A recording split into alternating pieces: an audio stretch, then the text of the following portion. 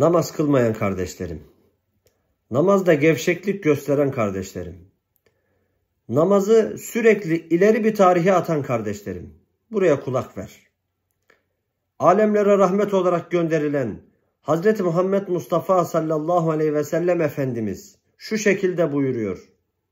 Sizi atlılar bile kovalayacak olsa sabah namazının 2 rekat sünnetini terk etmeyin. Çünkü o dünya ve içindeki her şeyden hayırlıdır. Namazlarımıza dikkat edelim. Namazımız varsa her şeyimiz var. Namazımız yoksa hiçbir şeyimiz yok. Efendimiz buyuruyor ki sabah namazını kılan Allah'ın garantisindedir. Namazlarımızı, ibadetlerimizi ileri ertelemeyelim.